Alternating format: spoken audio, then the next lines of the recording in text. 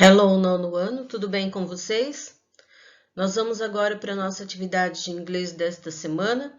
Coloquem a data aí, 18 de junho de 2020. E o assunto desta semana é o imperative form, a forma imperativa. Essa forma imperativa é a maneira como usamos o verbo para expressar ordens como get out, retire-se, saia.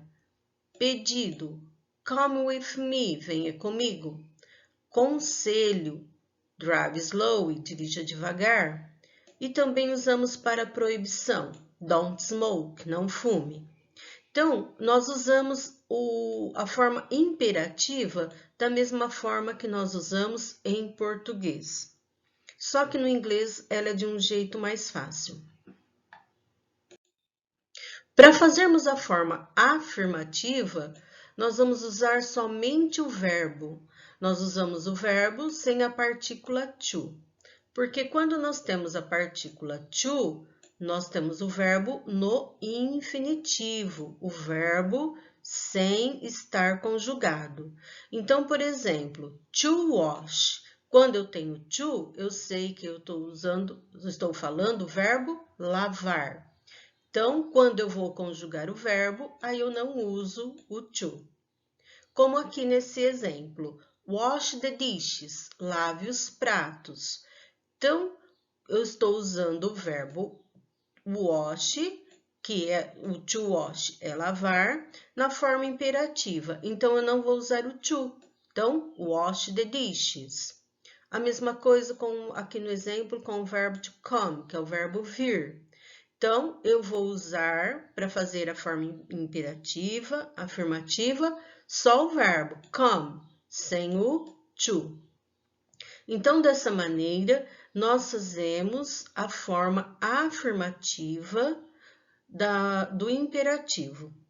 Então, é mais fácil, mais simples, porque é só assim que nós usamos os verbos. Aí, muitas vezes, nós podemos usar a forma let, né? Let's ou let us, né? Que significa, normalmente a gente usa assim, abreviado, para expressar convite, um convite ou um pedido. Então, essa forma também, let's, ela é usada no imperativo. Então, let's go to the beach. Vamos à praia.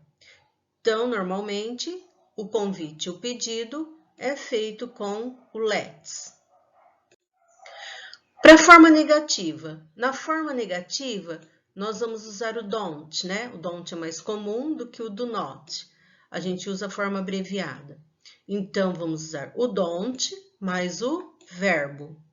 Então, para fazer a forma negativa do imperativo. Por exemplo, don't ask me anything, não me pergunte nada. Don't go fast, não vá rápido. Don't smoke, não fume. Don't cry, please, não chore, por favor. Então, é bem simples a forma negativa, só colocar o don't na frente do verbo. Agora, uma observação para vocês. A palavra please, que é por favor, ela é usada com o imperativo para indicar uma gentileza, quando você vai dar uma ordem ou fazer pedidos. Tanto pode vir no começo ou no fim da frase. Então, é uma maneira da gente pedir alguma coisa ou ordenar alguma coisa. Fica uma maneira mais suave, mais elegante de se dizer. Então, nós vamos praticar aqui através dos exercícios a forma do imperativo. Então, no primeiro, vocês vão transformar as instruções em frases negativas.